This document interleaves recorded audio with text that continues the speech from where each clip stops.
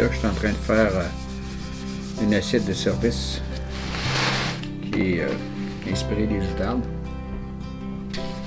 L'argile, quand elle est sèche, elle est extrêmement fragile. J'aime beaucoup l'argile. Tu peux façonner, tu peux enlever de la matière, rebâtir. Il faut à la fois connaître un peu la technologie des glaçures, puis qu'est-ce que chacun des ingrédients fait, puis en même temps, ben, on laisse aller quand on met dans le four, là, parce que curieux mélange de aléatoire puis de contrôle. Puis quand j'ai terminé les études en arts plastiques, je me suis enlevé comme potier, comme céramiste de production. La production était essentiellement de l'utilitaire, de la vaisselle, rarement des pièces de sculpture. Dans notre temps, dans les années 70, il faut dire aussi qu'on avait très peu de connaissances qui nous étaient transmises. Tout le monde cuisait à peu près à la même température, avec des gammes de couleurs qui se ressemblaient beaucoup d'un beige et d'un brun, un peu de bleu. À un moment donné, on était 14 potiers professionnels dans la petite nation ici. Puis plusieurs de nous autres avaient des employés. Puis à un moment donné, ça a tombé à 0.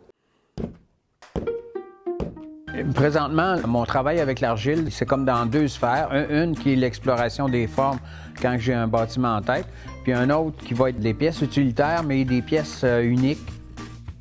En fait, celle-là, c'est un cadeau de Noël. Fait que je peux passer le temps que je veux dessus. La notion de beauté, pour moi, est intéressante. D'être capable de manger dans de la vaisselle qui est belle, de vivre dans d'autres lieux, l'espace qui nous entoure, c'est pour moi une grande richesse qui probablement s'est transmis aussi aux enfants. T'sais.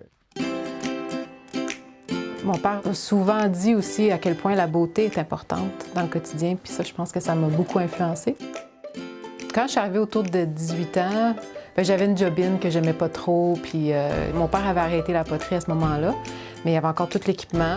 Je sais pas si tu te souviens, le 2e étage, c'était un entrepôt à bois. Il avait tout fallu qu'on descende dans la cave, qu'on renforce le plancher, qu'on mette une pancarte à 148. Mais il y a eu aussi le transfert technique, mais c'est juste que ça venait peut-être plus au compte-gouttes, là, parce que je demandais juste quand j'étais vraiment mal prise, là, tu sais. Je respectais sa façon d'être, mais des fois, tu la regardais faire et tu te disais, ben voyons, tu sais, là, mais là, je peux pas rien dire, tu sais. Durant, je dirais, les 10 ou 12 premières années de ma carrière, toutes les connaissances que j'avais au niveau de la poterie, ça venait de lui. Pendant longtemps, moi, je disais, elle a rien appris de moi, là. Oui, il m'a beaucoup appris, puis je dirais qu'aujourd'hui, on a beaucoup plus d'échanges que quand j'étais au début de l'âge adulte. Là, naturellement, elle a beaucoup d'acquis, là. Ça fait des années qu'elle en fait, là. Elle a son champ d'expertise à elle, là.